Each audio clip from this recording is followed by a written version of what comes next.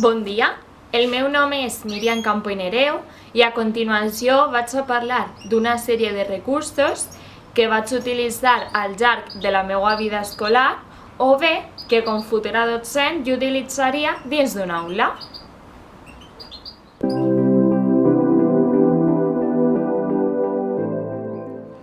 En primer lloc, vull parlar d'un recurs digital que es diu Salt.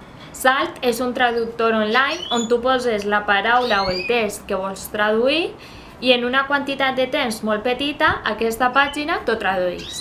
A continuació vaig a posar un vídeo per explicar-ho millor. És un traductor que et permet traduir del castellà al valencià o bé del valencià al castellà. El seu ús és molt senzill. Introduïsses la paraula o text que vols traduir, estrenys el botó i així apareix la traducció. A més, un aspecte a destacar d'aquesta pàgina és que té una sèrie d'enllaços que et dirigeixen a altres pàgines d'interès, com per exemple la de la Conselleria d'Educació o la Generalitat.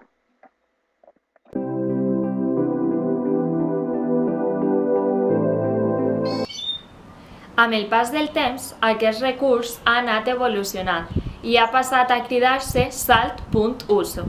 Encara que la seva funció principal continua sent la mateixa, ha canviat la seva presentació i ha afegit coses noves. A continuació anem a veure un vídeo on podem veure com funciona ara mateix.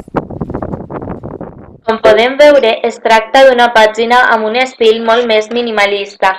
Igual que l'anterior, es dona l'opció de traduir del castellà al valencià i viceversa. Una de les coses noves que s'ha afegit és que pots marcar amb un asterisc les paraules que desconeixes. El funcionament continua sent el mateix. Una altra de les coses noves que han afegit és que pots pujar documents des del teu espai personal per a traduir per complet. I finalment, en la part superior de la pàgina apareixen una sèrie de pestanyes que es dirigeixen a altres apartats. Per exemple, el corrector que et permet corregir errors d'un text.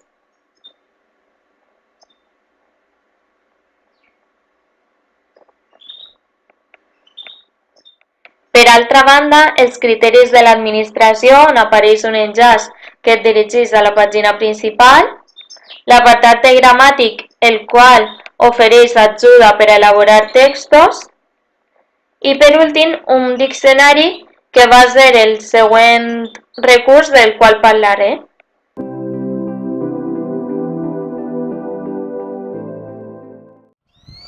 Com ja he dit, ara vaig a parlar d'un diccionari que es diu Diccionari Normatiu Valencià, que consisteix en buscar una paraula i a continuació X la definició d'aquesta paraula que has buscat. Ara vaig a posar un vídeo per a comprovar i conèixer el seu funcionament. Podem veure, a aquest recurs podem entrar des de la pàgina de Salt.uso o bé des de Google. Quan s'obri veiem que és una pàgina simple on apareix un espai per a buscar una paraula. Quan la busquem, veiem que isquen totes les definicions que arreplega aquest diccionari.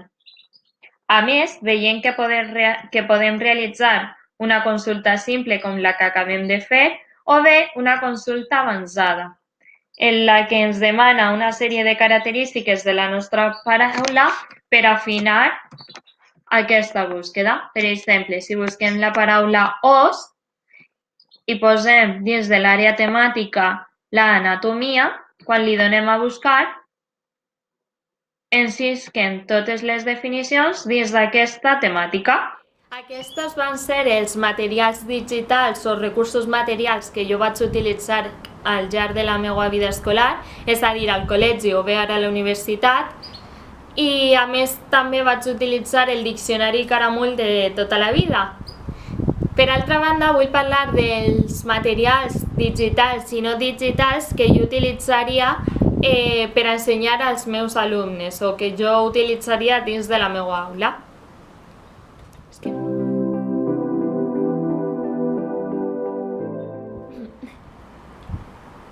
Després de realitzar una petita búsqueda d'informació, vaig trobar un recurs material que va cridar molt la meva atenció. Es diu Recursos digitals per aprendre, ensenyar i treballar.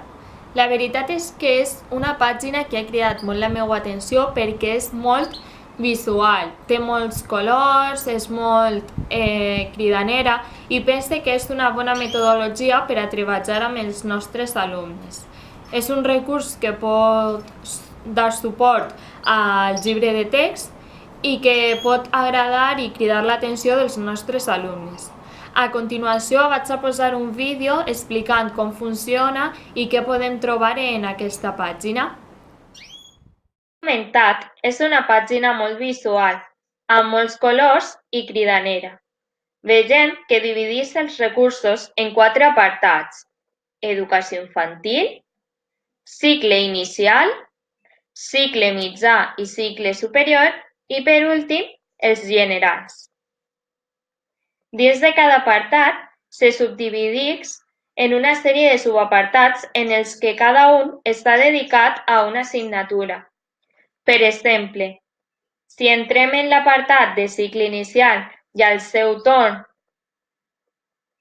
en l'apartat de català, veiem que hi ha un apartat que està dedicat a la lectura i comprensió, al vocabulari, a la gramàtica i ortografia, a la lectoescriptura i, per últim, general.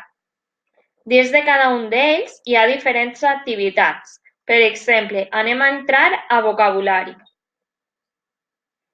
Una vegada dins, veiem que separa el vocabulari per famílies de paraula. Per exemple, la roba, el material escolar i els aliments. I finalment, si punxem en una de les famílies de paraules, se'ns descarregaria un document amb tot el vocabulari corresponent. Per exemple, dins de la roba, tots els noms de prendes de roba que hi ha. A més, i per a finalitzar dins d'aquest recurs digital, vegem que a l'esquerra apareix l'índex de tots els materials que podem trobar.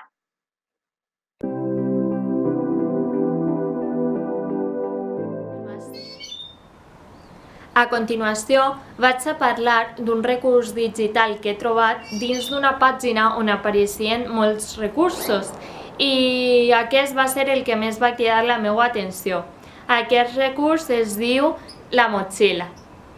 Per explicar-la vaig utilitzar un vídeo on es mostra com se treballa, què podem trobar dins d'aquesta pàgina i tots els aspectes rellevants. Com podem veure, hi ha 3 motxilles.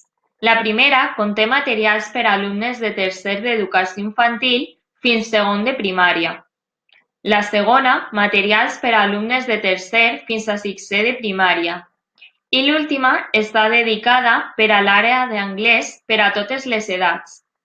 Si entrem, per exemple, en la segona motxilla, veiem que apareixen els noms de les assignatures.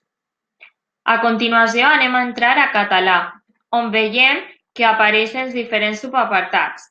Per exemple, llegir i comprendre, contes i lectures, cançons. Si punxem, per exemple, en l'apartat de gramàtica, apareixen les diferents activitats organitzades per conjunts. Per exemple, morfosintaxis, diftongs o prefixos. Per accedir a les activitats, només hauríem de punxar en el conjunt que vulguem treballar. D'altra banda, si tornem a la pantalla on apareixen totes les assignatures, veiem que hi ha un apartat de diccionaris i enciclopèdies, on hi ha diferents recursos per als alumnes. I a més, si tornem altra vegada a la pantalla, veiem que hi ha recursos per al professorat.